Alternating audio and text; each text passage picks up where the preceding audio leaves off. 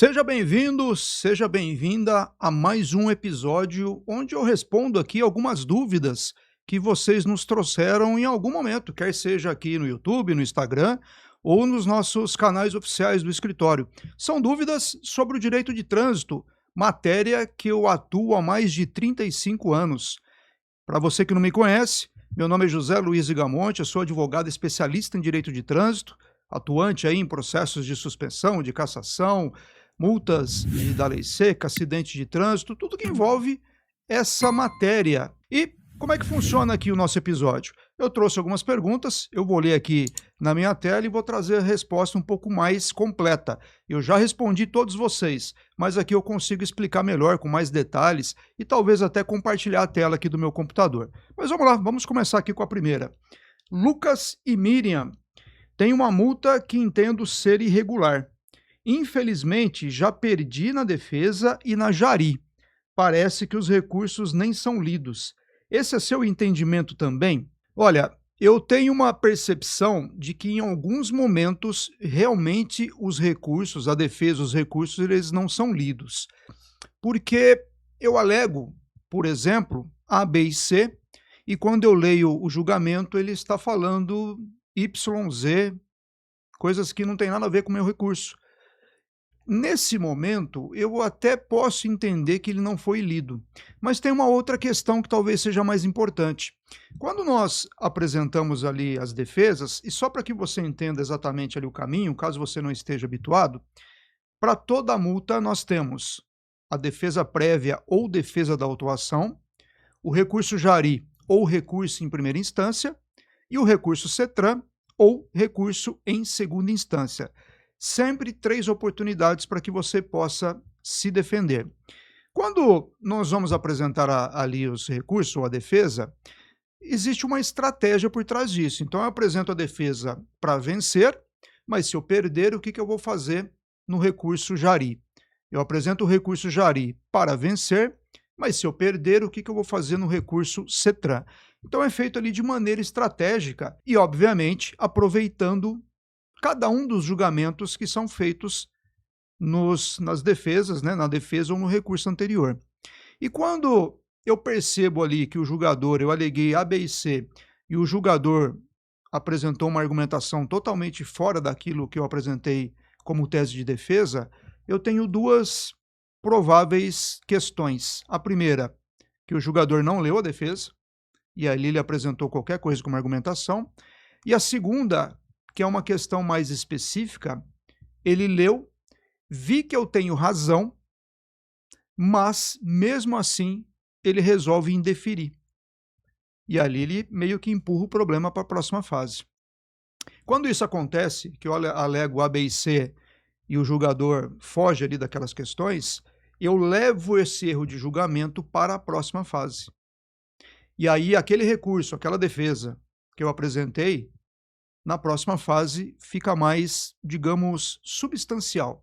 Fica ali uma questão de que o recurso ele começa a ganhar corpo, começa a ter mais argumentações e trazer mais ainda trabalho ali para o julgador da próxima fase. Ele pode até indeferir meu recurso, mas vai dar trabalho. Ou ele vai, da mesma forma, eu alego A, B e C, e ele julga XYZ. Apresento a defesa para vencer, mas se eu perder, o que eu faço no recurso jari, o que eu faço no recurso CETRAN e o que eu vou fazer numa eventual demanda judicial. Pode ser que essa questão de demanda judicial não faça sentido numa multa que não tenha um prejuízo maior na sua habilitação. Pode ser que seja uma multa de 4 pontos, de 5 pontos, talvez até de 7, mas ela não vai causar nenhum problema adicional na sua habilitação porque você está com a pontuação da sua habilitação zerada, está tudo ok. Mas vamos pensar no seguinte cenário. Você tem uma suspensão, está cumprindo uma suspensão, e só para relembrar, você acumulou uma certa quantidade de pontos, ou cometeu uma infração autossuspensiva, que por si só ela suspende a habilitação, e teve ali uma penalidade de 6 a 12 meses, no caso de acúmulo de pontos, ou de 2 a 8, no caso de uma multa autossuspensiva. E aí, dentro desse período, o seu veículo foi autuado, ele teve uma multa que por algum motivo você não fez a indicação do condutor. Então você respeitou o período de suspensão, você não dirigiu, mas seu carro estava com a sua esposa, com seu marido, com seu filho, com a sua mãe, seu pai, e ali essa pessoa cometeu uma infração de trânsito. Você talvez tenha recebido a notificação, por algum motivo não deu tempo de fazer a indicação no condutor, ou você não recebeu essa notificação, você nem ficou sabendo dessa multa, e aí você não faz a indicação de condutor. Com essa multa, o Detran ele vai entender que durante o período de suspensão era você que estava dirigindo, porque não houve a indicação do condutor. E aí, nessa condição, você tem que explorar todas as possibilidades para que aquela penalidade, aquela multa, não se transforme numa cassação lá na frente. Então, você trabalha ali aquele processo, utilizando todas as suas possibilidades e as suas forças para tentar eliminar essa multa no administrativo, mas se não houver sucesso, tem ali o judicial para você trabalhar. Então, você sempre, de maneira estratégica, atua no processo, trabalha no processo, para que as possibilidades de sucesso sejam maiores do que de derrota. E aí, na sua questão, na sua pergunta, eu até entendo que em alguns momentos o jogador pode não ter lido, mas isso vai trazer mais prejuízo para o órgão autuador do que para mim, porque eu vou aproveitar isso na próxima fase. E ali, se for necessário, numa eventual demanda judicial. Lógico, dependendo de cada caso. Mas aí você me fala, não, foi uma multa de estacionamento, 4 pontos, eu não tenho nenhum problema na habilitação, não vale a pena ir para o judicial. Então eu compreendo isso, tranquilo, mas existem alguns casos em que aquela pontuação não pode entrar na habilitação em hipótese alguma. E nessa condição a gente tem que utilizar de todos os meios possíveis para tentar evitar que essa pontuação entre na habilitação e evitar ali o mal maior, que seria, nesse exemplo que eu trouxe aqui para você, uma questão de cassação da CNH. Aqui na sua pergunta, você não trouxe qual é a infração, qual é o problema que tem nessa multa que você entende que é irregular, mas nessa questão da sua pergunta, se eu entendo que o recurso não é lido, pode ser que isso aconteça. Não é regra, temos excepcionais julgadores de defesas e de recursos, tanto na defesa prévia, tanto no recurso Jari ou no recurso CETRAN, mas falhas podem acontecer em qualquer momento. O auto de infração pode ser gerado com falhas, você pode falhar e não apresentar defesa, perder prazo de defesa, e o julgador, por que não? Ele não pode falhar também. Isso é plenamente possível, só que nós, do lado de cá, nas defesas, caso isso aconteça, tem que ter ali uma estratégia para aproveitar isso. Então, não vou dizer para você que eu concordo com essa afirmação que os recursos não são lidos, mas em alguns momentos parece realmente que isso aconteceu. E a gente trabalha para tentar reverter essa situação na fase seguinte, no recurso seguinte. Então, o que eu sugiro para você, não desanime. Se você apresentou defesa prévia e o recurso Jari e ainda tem prazo para o seu recurso CETRAN, solicite cópia da defesa, do julgamento, aliás, da defesa, solicite cópia do julgamento do recurso Jari e tenta verificar se tem algo a mais para você explorar. Então, continue apontando ali o erro que você apresentou do auto de infração, mas acrescente mais um tópico na sua defesa, colocando ali as questões de que o julgamento das fases anteriores, eles não combateram as alegações que você apresentou e põe até ali uma questão, será que seu recurso foi lido? Será que a sua defesa foi lida? Coloca essa questão lá, mas aproveite essa oportunidade que os julgamentos trouxeram para você. Isso é mais uma oportunidade de você explorar e deixar o seu próximo recurso, o recurso CETRAN, de uma maneira mais substancial, alicerçado ali com argumentações que podem levar o seu caso para uma probabilidade maior de sucesso do que de derrota. Então não desiste. Se, porventura, essa questão de que os recursos não foram lidos pode atrapalhar o seu próximo recurso, não desista. Temos excepcionais jogadores, inclusive no CETRAN, que podem dar ali ensejo ao cancelamento dessa multa por cerceamento de defesa, por vários aspectos técnicos e processuais aí desse processo. Então não desista, continue recorrendo e vá até a última instância. Inclusive, é uma sugestão que eu faço para quem está recorrendo. Nunca apresente a defesa e se eventualmente você perder, desista. O processo ele é trabalhado em conforme as fases vão aparecendo. Como eu falei aqui desde o início, apresenta a defesa prévia para vencer, mas se eu perder, o que eu vou fazer na Jari? Já tenha isso em mente. Trabalhe o seu processo de maneira estratégica. Assim, as possibilidades de sucesso serão sempre maiores do que as de derrota. E lógico, pode perder o processo? Pode. Mas ninguém vai falar que você não se esforçou ao máximo para que aquilo fosse revertido. E se é possível que você apresente as defesas, não pare no meio do caminho. Apresentou a defesa e perdeu, apresenta o recurso de Jari e perdeu, não desista. Apresente o recurso CETRAN também. Faça todo o caminho necessário. Se são possibilidades colocadas ali à sua disposição, faça esse procedimento, recorra e apresente ali as 3 defesas. E você que está me assistindo, gostaria de saber a sua opinião. Você acredita, né? Você já se defendeu? Primeiro, você já se defendeu em alguma multa? Acredita que os recursos não são lidos? Deixa aqui embaixo nos comentários, eu quero saber a sua opinião. Isso é até importante para mim entender qual que é ali a expectativa, qual é a percepção, aliás, não expectativa, qual é a percepção de vocês a respeito desses julgamentos. Porque eu já ouvi esse comentário aqui do Lucas e da Miriam, já me fizeram esse comentário antes. Clientes que chegaram até o escritório, que apresentaram todas as defesas ou não, e me trouxeram essa percepção. Mas e você que está me assistindo? O que você acha? Os recursos são lidos? Só bate um carimbo lá de indeferido e não lê suas argumentações? Deixa aqui embaixo nos comentários, eu gostaria muito de ouvir a sua opinião. Até para a gente aqui do lado de cá entender qual que é o pensamento aí de vocês. Deixa aqui embaixo nos comentários. Obrigado aí, Lucas e Miriam. Pergunta da Beatriz 1996. Estou respondendo um processo de cassação da CNH. O Detran está demorando muito para julgar meu recurso. Como obter uma liminar para continuar dirigindo enquanto o processo não acaba? Olha que pergunta, digamos aqui, perigosa. Beatriz, enquanto você estiver se defendendo no processo de cassação ou de suspensão, sua CNH está válida para todos os fins. Não existe nenhum bloqueio na sua habilitação.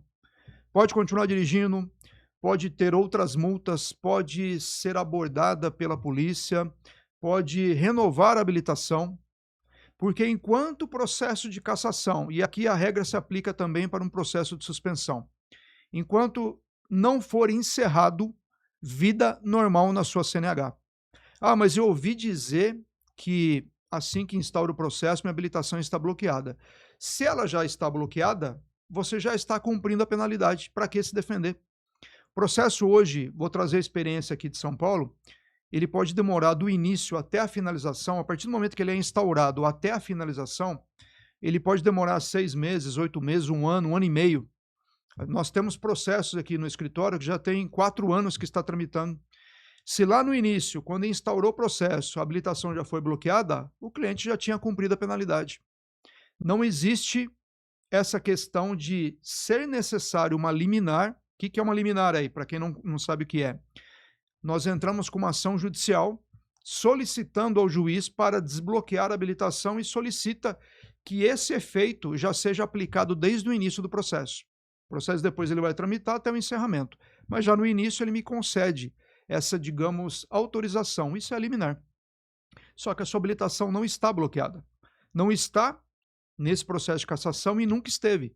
Em momento algum, desde o início, desde a instauração do processo, a sua habilitação está válida para todos os fins. Pode dirigir, pode renovar, pode transitar em rodovias. Uma vez o cliente me perguntou, mas doutor, eu posso transitar em rodovias, dirigir em rodovias? Pode, mas se o policial rodoviário me abordar, sem problema, ele não vai enxergar esse processo. Quando o policial consulta os seus sistemas, a única coisa que vai aparecer lá é que você está habilitado, com data de vencimento da sua habilitação válida.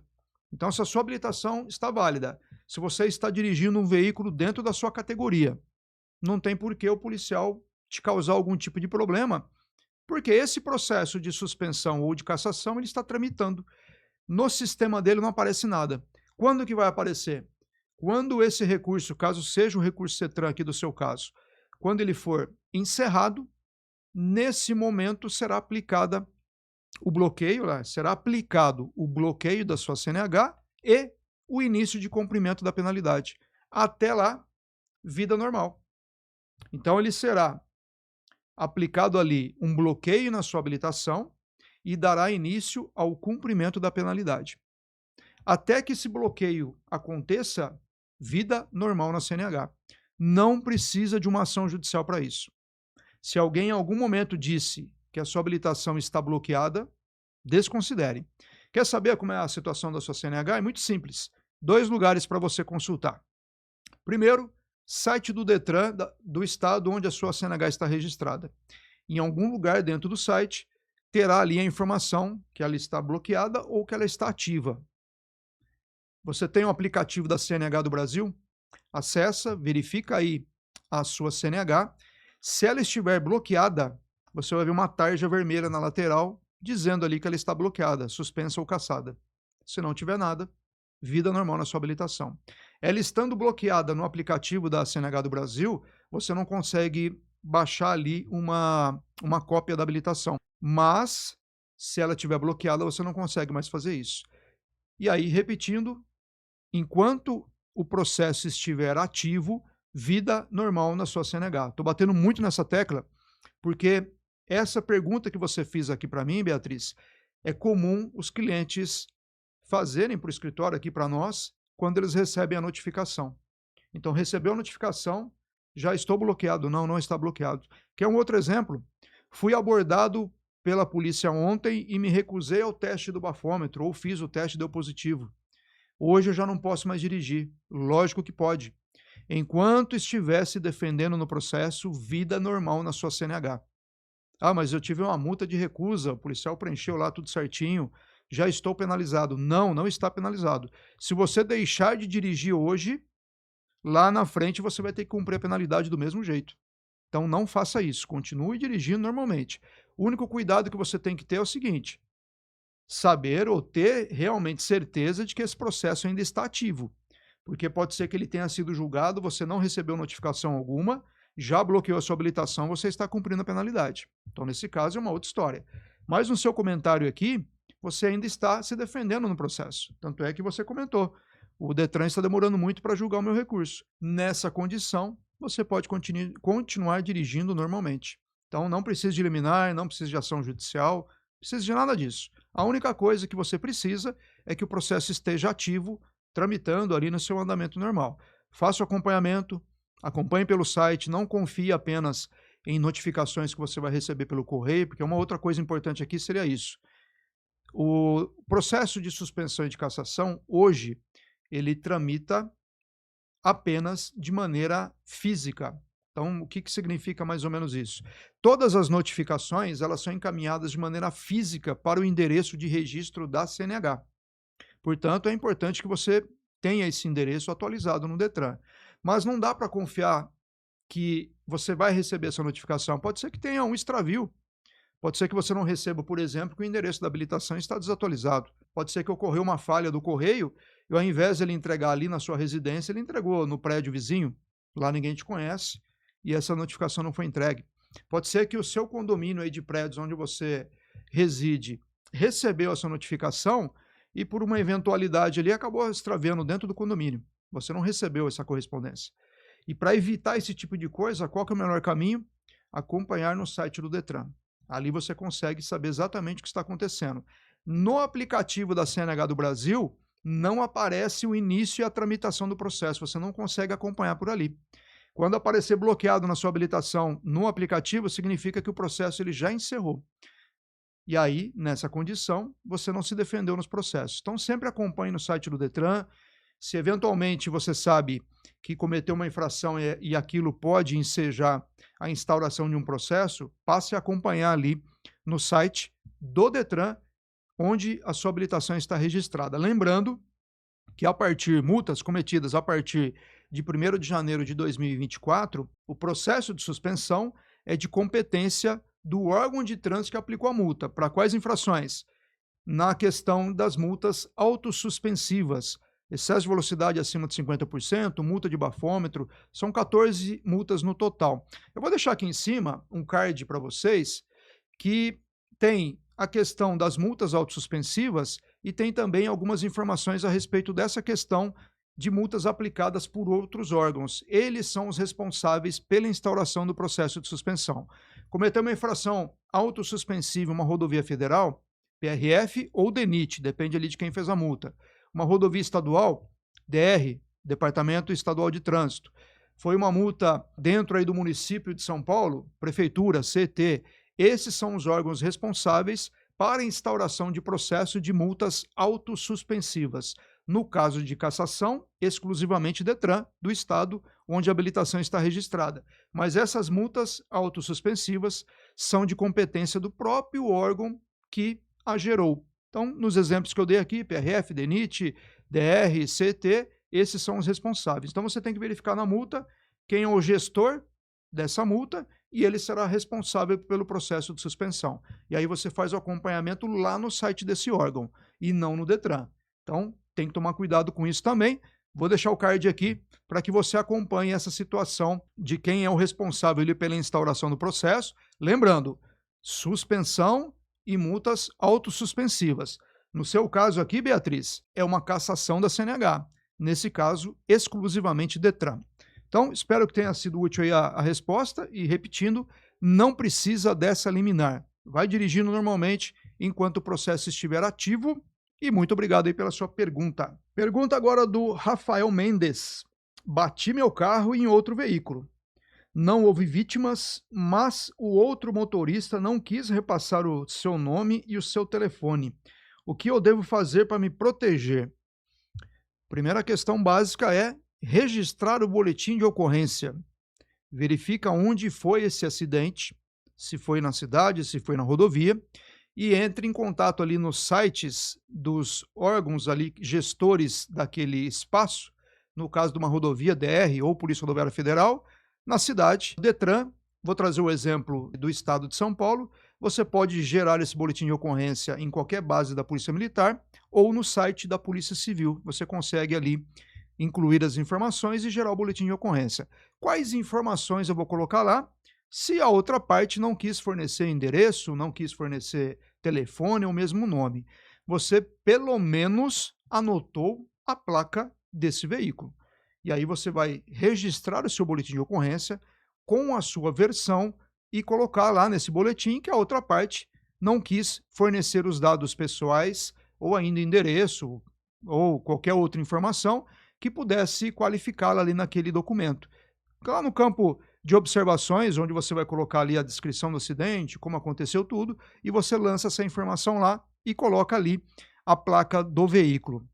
Sempre que você se envolver no acidente de trânsito, é muito importante que, dependendo ali da complexidade, no seu caso aqui já aconteceu, mas esse exemplo aqui serve para quem ainda não passou por um acidente de trânsito. O que você vai fazer inicialmente? Se houver vítimas, acione equipe de resgate para socorrê-las ali o quanto antes. Às vezes há necessidade de remover o veículo do local, mas às vezes não. Às vezes as vítimas estão ali imobilizadas ainda dentro do veículo e não é correto você retirar essas pessoas. Deixe isso para as equipes. Então, acione a equipe de socorro para poder socorrê-la da maneira correta. Então, o primeiro ponto é esse. Não teve vítimas. Retira os veículos da via, coloca ali no acostamento, mas antes de fazer isso, e se possível, registre as imagens, vídeos, fotografias, para determinar ali algumas questões de uma eventual necessidade de uma demanda judicial. Porque retirando esse veículo do local, você vai perder uma parte ali das evidências, a maneira como os veículos ficaram posicionados após o impacto, e isso você deve registrar antes. Pega ali seu celular, hoje todo mundo ali tem um celular, e faça esse registro das imagens, faça, se possível, vídeos, e depois você remove o veículo do local, lembrando sempre com segurança. Não vá fazer isso numa rodovia de grande circulação, porque essa demora de retirar os veículos da via pode ocasionar ali outro acidente ainda. Então tente fazer tudo com muita segurança, e se houver ali um fluxo enorme de veículos e há um risco muito grande de ter um novo acidente, Não fica parando ali no meio da via para fazer fotos, porque você pode ter um problema ali com um outro acidente, talvez até mais grave do que o anterior. Então, se possível, registre essas imagens e depois retire os veículos e coloque-os em um lugar ali mais seguro. Feito isso, passe para outra parte, que é conversar ali com outro condutor, tentar ali, de uma certa maneira, trocar os dados, trocar os telefones, para que vocês possam depois resolver essa questão dos danos. Não adianta ficar discutindo quem está certo, quem está errado, porque no momento ali do acidente, com a situação ainda muito quente, digamos assim, pode ser que não dê para vocês conversarem da maneira mais apropriada possível. Pode ser que surja ali uma desavença, uma discussão naquele momento desnecessária. Não é ali que você vai discutir quem está certo ou quem está errado. Então, se possível, faça essas questões que eu já ponderei para vocês. Acione policiamento rodoviário ou polícia militar para ir até o local, ou que eles façam as instruções a respeito da elaboração do boletim de ocorrência. Porque normalmente em acidentes sem vítima, em que não há uma perturbação na via, os veículos estão fora ali, estão no acostamento, normalmente, aí lógico, depende de cada local, mas o policiamento ele não vai até a localidade que vocês estão para registrar o boletim de ocorrência. Se for, eles vão fazer o registro. Se não forem, eles vão dar ali orientações para que você possa gerar o seu boletim de ocorrência com as informações que você queira e lógico. O outro condutor vai gerar um boletim de ocorrência, você vai gerar o seu, cada qual ali com a sua versão dos fatos, e depois que isso passou, ali vocês comecem a trocar informações para saber qual o caminho que vocês vão trilhar para resolver aquela demanda. Mas, nesse caso aqui do Rafael, a outra parte não quis fornecer telefone, não quis fornecer um nome, o que que eu faço a partir daí? Se você anotou a placa do veículo, hoje um despachante ele pode tentar ali fazer uma consulta para você e descobrir o proprietário. Então você pode descobrir que o proprietário ali é o João, é a Maria. A partir dessa informação, talvez o despachante consiga também ali para você o telefone dessa pessoa para que vocês entrem em contato e consiga ali começar a trilhar um caminho para tentar solucionar aquela demanda de maneira positiva. Sempre que você se envolve no acidente de trânsito, e aqui vai uma sugestão de quem trabalhou durante muito tempo no policiamento rodoviário, trabalhei no policiamento de trânsito da capital, eu tive ali algumas experiências com relação ao acidente de trânsito. Quando você se envolve numa situação como essa, você tem que trabalhar aquela situação para que você tenha o menor prejuízo possível. Às vezes, esse menor prejuízo seja você fazer um acordo com a outra parte sem necessidade de levar o caso para o judiciário. Lá no judiciário, você vai ter que despender tempo para poder gerar ali. O seu advogado vai fazer isso, mas depois vai ter audiência. Pode ser que tenha uma audiência de conciliação antes que não dê resultado. Pode ser que haja necessidade de uma outra audiência para ouvir testemunhas, para ter ali alguma questão peculiar, e isso aí demanda tempo. Às vezes as pessoas não fazem o cálculo disso. Eu estava conversando recentemente com um amigo que ele se envolveu no acidente de trânsito, coisa básica, coisa ali de só colidiu ali, sem vítima, bem tranquilo o acidente, e ali teve digamos ali, uma discussão de quem estava certo, quem estava errado, e ele veio trazer esse problema para mim, e aí eu disse para ele o seguinte: amigo, o que a gente tem que pensar aqui, que eu acabei de falar para vocês, o que que você vai fazer para ter o menor prejuízo possível? Ah, eu quero ir para o judicial. Qual que foi o seu prejuízo? R$ 2.000. Ok. Qual foi o prejuízo do outro carro? Também R$ 2.000. A partir desse caminho, você está dizendo que você está certo, ele está dizendo que ele está certo. A partir desse contexto, qual o caminho que você vai trilhar para que você tenha o menor prejuízo possível? Porque tem uma questão aqui. Se você for para o judiciário, qual que é a probabilidade de você vencer? Qual que é a probabilidade de você perder esse processo? E a partir desse contexto, pensando em todas as variáveis aqui, eu sei que são muitas, mas dá para a gente ter aqui uma pequena noção. A partir desse contexto, qual o melhor caminho? Será que é fazer um acordo com a outra parte? Será que é ir para o judicial? Isso você tem que fazer também no seu acidente, caso você se envolveu recentemente ainda esteja ali numa condição que dá para você pensar o que será feito. Pense sempre dessa forma: qual o caminho que eu vou seguir que me trará o menor prejuízo? Hoje eu já tenho um prejuízo nesse exemplo aqui que eu trouxe, já teve um prejuízo de R$ 2.000. O que que eu tenho que fazer para tentar minimizar esse prejuízo? Será que se eu gastar esses 2.000 está tudo bem? E evito gastar mais ainda, principalmente com tempo? Se você está num grande centro, você sabe qual que é o problema do tempo. Para você se deslocar para o fórum, se você estiver na capital, por exemplo, quanto tempo você vai demorar para se deslocar? Hoje você pode ter tempo para isso. E daqui 6 meses, quando for marcada a audiência, será que você vai, naquela data, será que você vai estar disponível para participar dessa audiência? E tem que ir, senão a audiência ela é encerrada, dependendo ali dentro de qual polo que você está, no polo ativo ou no polo passivo. E aí, qual o caminho? O que que vai acontecer? Tudo isso você tem que analisar antes de trilhar um caminho, quer seja numa ação judicial, quer seja numa negociação ali para tentar resolver. E aí, trazendo isso aqui para o seu caso, e respondendo a sua pergunta, porque eu dei muita volta aqui, mas respondendo seria isso. Com a placa, consulta um despachante aí de sua preferência, vê quais dados que ele consegue a respeito do proprietário, se ele consegue o nome do proprietário, se ele consegue o endereço, o telefone.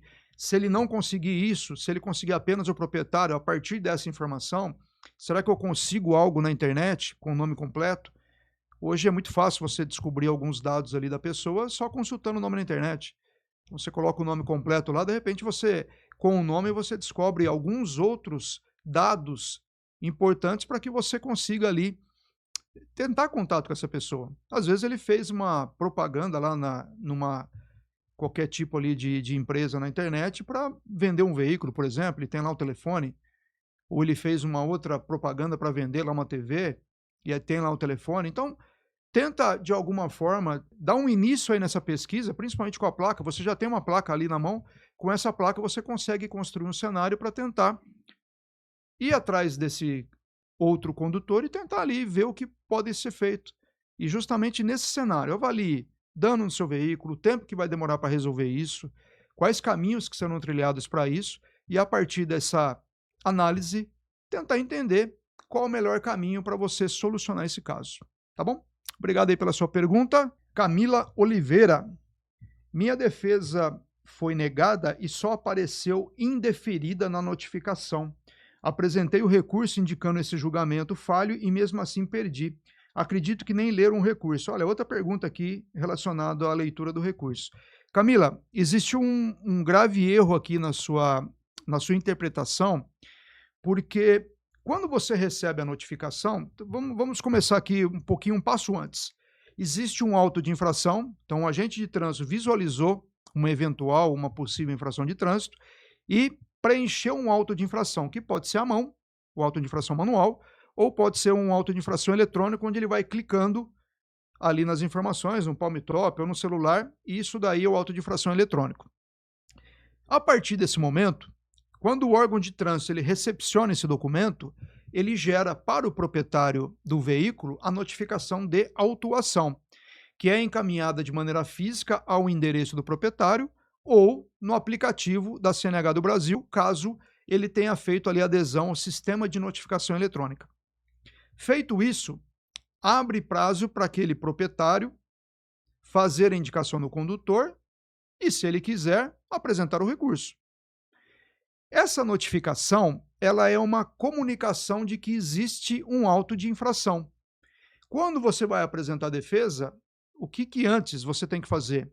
Obter a cópia do auto de infração, para verificar quais informações que tem nesse documento que não tem na notificação, que não são obrigatórios ali na notificação. E ali com o auto de infração você vai ter muito mais informação para poder se defender. Apresentou defesa prévia, você recebe a notificação de penalidade, proprietário, né? Eu digo aqui você recebe, mas o proprietário, onde terá uma seguinte informação: sua defesa prévia, mais ou menos isso, depende do órgão autuador.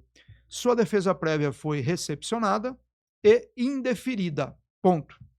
E abre prazo para que você apresente o recurso para a Jari. Qual que é a sua obrigação? Entrar em contato com o órgão autuador e solicitar a cópia do julgamento. Na notificação não tem campo suficiente ou espaço suficiente para que venha ali a argumentação do julgador. Às vezes é uma folha, 2, 3, 4, dependendo do órgão autuador e dependendo ali de como ele procede com relação à defesa. Isso não cabe na notificação. E aí o que você tem que fazer? Viu que foi indeferida, entre em contato com o órgão autuador e solicite a cópia do julgamento para você entender por qual motivo a sua defesa foi indeferida ou o seu recurso de jari foi indeferido. Essa questão, essa informação que vem na notificação de que ela foi indeferida é só um informativo. Na legislação não há qualquer obrigação da notificação, quer seja de penalidade ou a próxima de decisão ali que abre prazo para o recurso CETRAN, não há qualquer obrigação na legislação dessa notificação ter a alegação, a argumentação completa do julgamento. Isso você faz obtendo a cópia integral do processo ou apenas o julgamento. Aí precisa ver o que faz mais sentido para você no seu estudo. Aqui no escritório nós pedimos a cópia integral do processo. Então funciona mais ou menos da seguinte forma. Apresentei a defesa prévia e, de novo, 3 caminhos: defesa prévia, recurso jari e recurso CETRAN. Apresentei a defesa prévia para vencer, mas se eu perder, o que eu vou fazer no recurso jari? E antes disso, o que eu faço? Saiu o julgamento, cópia do julgamento, para saber o que foi que aconteceu. Então, preparei a defesa prévia para vencer, mas perdi. Eu já tenho em mente aqui o que eu vou fazer no recurso jari. Mesmo eu já tendo essa estratégia, cópia do julgamento da defesa prévia, para saber se essa estratégia que eu adotei aqui no recurso jari ela é aplicável, ela continua sendo aplicável, ou se eu vou incrementá-la com mais alguma coisa. Essa estratégia pode ser incrementada com mais alguma coisa em decorrência ali de um julgamento, digamos, mal feito. Apresento o recurso jari para vencer, mas se eu perder, o que eu vou fazer no recurso CETRAN? E no meio do caminho tem o quê? Cópia do julgamento do recurso jari, que eu tenho que solicitá-lo lá no órgão autuador. Saiu defesa prévia, solicito cópia integral do processo. Saiu o recurso jari, o julgamento do recurso, cópia integral do processo. Saiu o julgamento do recurso CETRAN, perdi ou venci, qualquer um dos dois casos, cópia integral do processo. Tudo isso daí vai ser útil, caso eu tenha sido derrotado nas 3 fases, vai ser útil para uma eventual demanda judicial. Então, essa questão de que na notificação veio a informação de que o recurso foi indeferido não é erro. Simplesmente, se você alegou no seu recurso, no próximo recurso, que veio essa informação e você não teve ciência do que foi a argumentação, você vai pegar o julgamento e vai verificar que o julgador falou justamente isso. Essa questão da notificação vir com essa informação de indeferido não significa muita coisa, é só uma informação, é só um informativo de que o seu recurso, sua defesa, seu recurso foi julgado. Para saber o teor, tem que pegar a cópia lá, tem que, aliás, solicitar a cópia lá no órgão autuador para você ter ciência exatamente das argumentações do indeferimento da sua defesa ou dos recursos, ok? Eu já vi muita gente falando disso também, inclusive cliente que veio para o escritório, ele apresentou defesa prévia e perdeu e recebeu notificação de penalidade, veio para o escritório para nos contratar com essa informação de indeferido e já trouxe até a tese pronta. Doutor, a notificação de penalidade não trouxe a argumentação. Ou ainda, olha como é que foi julgado aqui meu recurso, foi indeferido apenas, cadê as argumentações? Eu aleguei lá que eu não estava no local, eu aleguei que não era meu veículo, e olha aqui, colocou só indeferido. E aí eu explico para ele que não é esse o caminho. Tem que pedir cópia ali do processo inteiro ou do julgamento para entender qual foi o cenário, o que o julgador entendeu para fazer aquele indeferimento. Então, não é erro. No próximo recurso, caso ainda tenha a possibilidade de você se defender, eu não sei qual fase você está aqui, mas solicita a cópia integral do processo para que você consiga entender exatamente quais foram as argumentações para o indeferimento da sua defesa e do seu recurso. Muito obrigado aí pela sua pergunta. Renato Oliveira, recebi uma notificação depois que o prazo para indicar o condutor já tinha acabado. Como comprovar essa demora na entrega e conseguir realizar a indicação? Renato, é uma questão muito peculiar aqui, porque os órgãos de trânsito, eles encaminham as notificações sem aviso de recebimento. O que é esse aviso de recebimento? Quando o correio ou a empresa responsável pela entrega da notificação vai até você para fazer a entrega da notificação, não existe nenhuma obrigação do órgão de trânsito em encaminhar isso com o rastreio, com o rastreamento, onde é possível saber o momento que saiu lá do órgão autuador, o momento que chegou para você ou que eventualmente não foi recebida e por qual motivo não foi recebida. Se o carteiro não conseguir entregar a correspondência por algum motivo, endereço desatualizado, qualquer coisa que seja, ele vai devolver essa correspondência para o órgão de trânsito. Caso ele entregue num local errado, por exemplo, ou no exemplo que eu passei anteriormente aqui, num condomínio, e essa correspondência extravie lá dentro do condomínio, era no bloco A, entregou a correspondência no bloco B, ninguém conhece essa pessoa lá. Extraviou a correspondência, você não tem como comprovar isso. Ou chegou atrasado para você.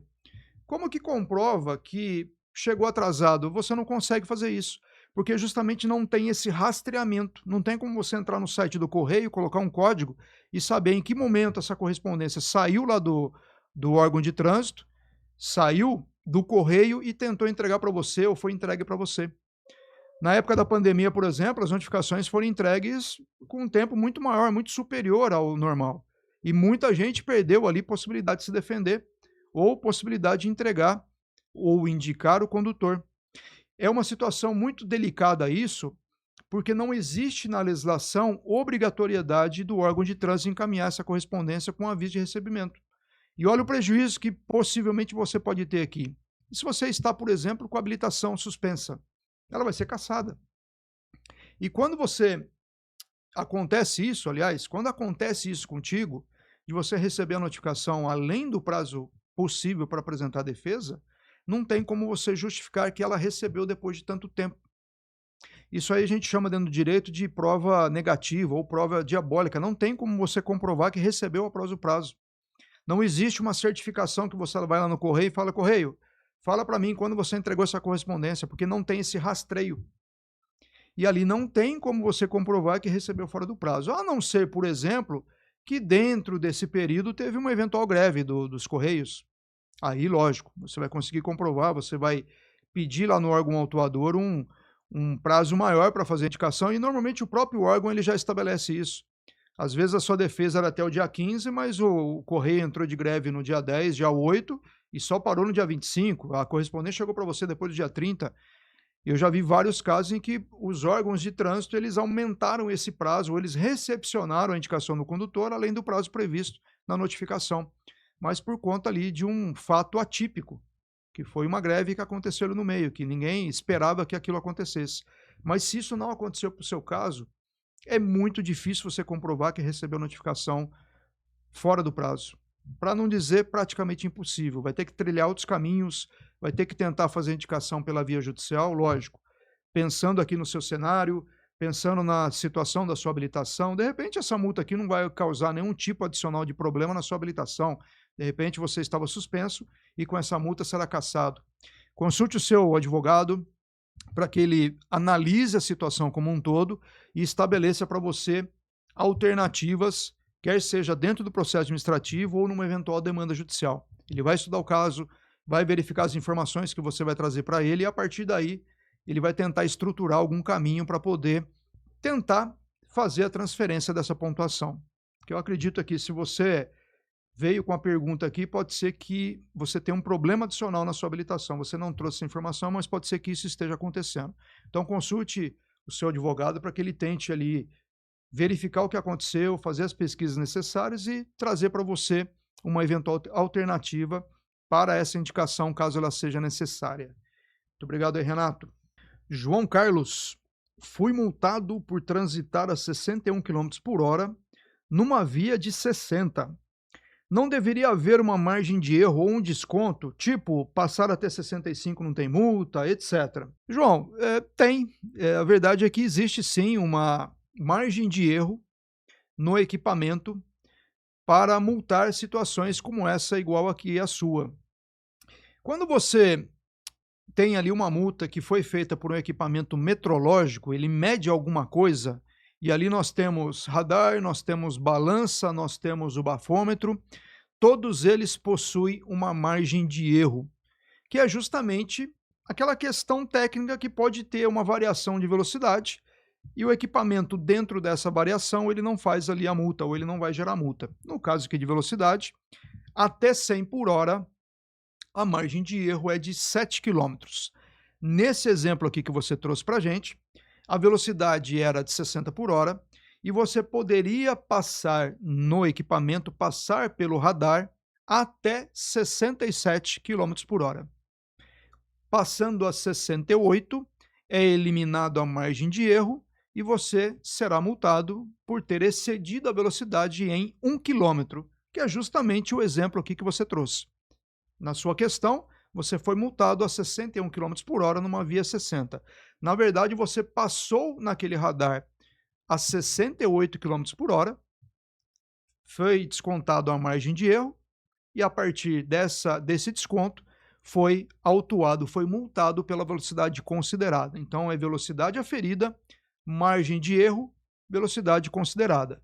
Velocidade aferida 68, margem de erro 7 quilômetros, velocidade considerada para fins de autuação, para fins de multa, 61 quilômetros por hora. E aí existe realmente essa, digamos aqui, desconto que você mencionou, né? Um erro, um desconto, existe esse desconto. Na verdade, seria margem de erro, mas para você entender, tem sim esse desconto. A partir de 100 quilômetros por hora é um outro cálculo que é feito, mas até 100 quilômetros, sempre 7 quilômetros de margem de erro. Numa velocidade de 40 por hora, passou a 48, a velocidade considerada será 41 e você será multado ali por 41 quilômetros por hora, quando o limite era de 40. Então, sempre tem essa margem de erro. Para os bafômetros, a mesma coisa. Você foi abordado numa fiscalização de alcoolemia, é oferecido o teste, você faz esse teste, como que é a margem de erro, no visor do aparelho. Até 0,04 não tem multa.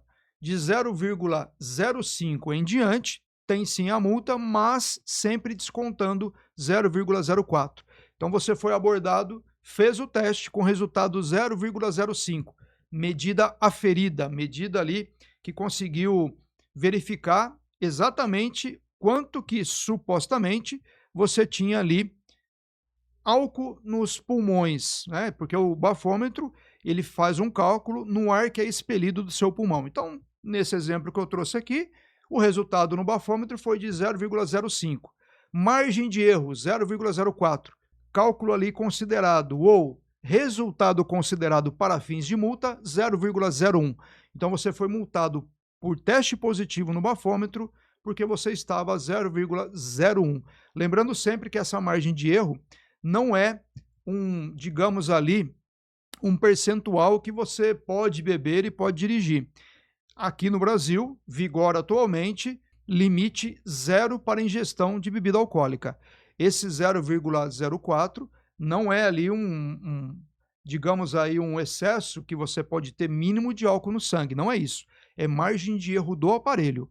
Lembrando que aqui no Brasil, hoje, vigora a legislação de álcool zero, que significa fazer o teste 0,00, portanto, tirando ali a margem de erro de 0,04, você não tem nada e pode seguir dirigindo normalmente. Foi abordado, tem essa margem de erro. No seu caso aqui de velocidade, também, nesse exemplo que você trouxe aqui para a gente, na verdade não é um exemplo, né? Foi uma situação que aconteceu contigo, você passou a 68 km por hora, descontando a margem de erro, a gente cai ali para 61.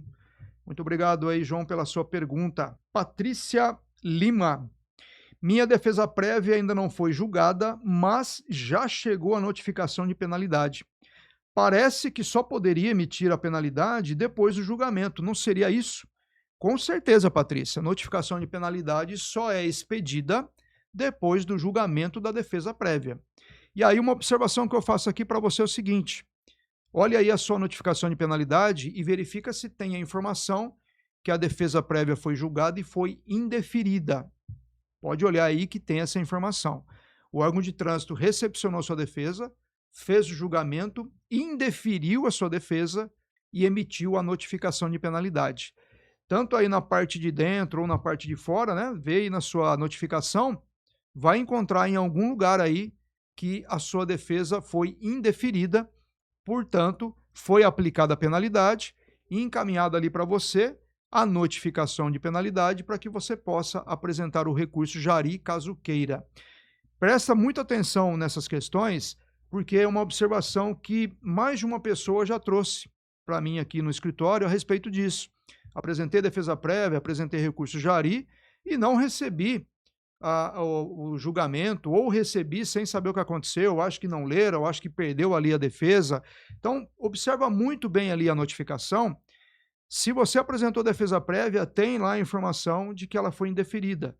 Se você apresentou o recurso jari, receberá a notificação, a próxima notificação, que é a notificação de decisão, e tem lá em algum lugar que a sua defesa, que o seu recurso, aliás, a jari, foi julgado indeferido. Sempre tem essa informação.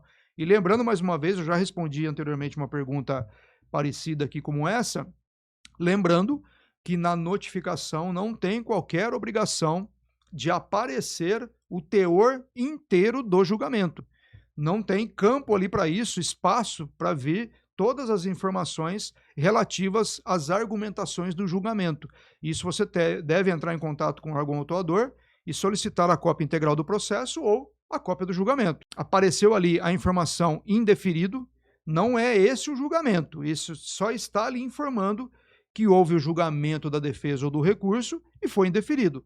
Cópia integral você tem que solicitar lá no órgão autuador. Então não esqueça, porque às vezes você vai pensar que o julgamento seu foi um carimbo lá escrito indeferido ou indeferida, e não foi isso. Foi julgado, foi ali lida a sua defesa, apresentadas as argumentações, e não tem espaço suficiente para apresentar para você o que é essa alegação, quais foram as alegações do julgador. Aí você tem que pegar lá no órgão autuador para que você saiba exatamente ali qual o teor completo.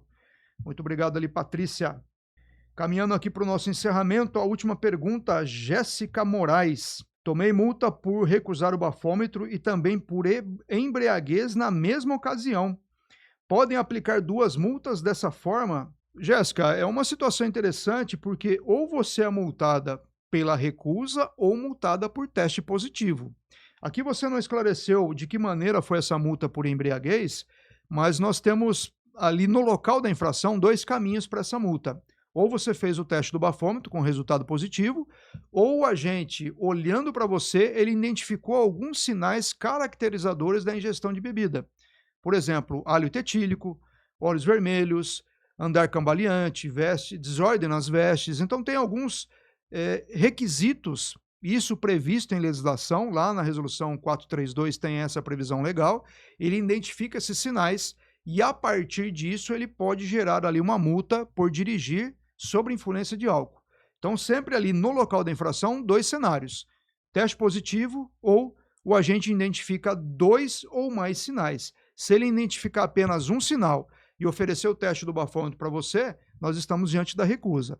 Se ele ofereceu o teste, mas mesmo assim ele identificou dois ou mais sinais, ele vai para o artigo 165, que fala que você está dirigindo sob a influência de álcool. Então nós temos dois cenários diferentes. Artigo 165, dirigir sob a influência de álcool. Artigo 165A, recusar-se a fazer algum teste que é colocado à disposição ali para o condutor. Hoje, bafômetro ganha ali na maioria dos casos, porque é o aparelho mais fácil de fazer as fiscalizações. Temos dois cenários diferentes, o 165 e o 165A. Códigos de enquadramento diferente. O 165, 51691. O artigo 165A, 75790. Dois enquadramentos diferentes. Se foram feitas duas multas diferentes na mesma ocasião, tem algo errado. Uma delas, no mínimo, está errada. Qual que eu entendo ali que está errada? Se elas foram feitas no mesmo horário, pelo mesmo agente, ele usou o mesmo talão de multa. Temos talões específicos para cada policial, ou manual, que ele preenche à mão, ou o eletrônico, que ele preenche ali no palme ou num celular. Quando ele faz no mesmo talão, nós temos autos de infração sequenciais. Vou dar um exemplo aqui, auto de infração final 10, auto de infração final 11. Você vai pegar esses dois autos de infração e verificar o que foi que aconteceu em cada um deles. Pode ser que o primeiro foi feito pelo 65 e o segundo 65A, ou vice-versa. E analisar cada um deles sob o aspecto formal, como que eles foram preenchidos, quais informações estão contidas nesses dois documentos.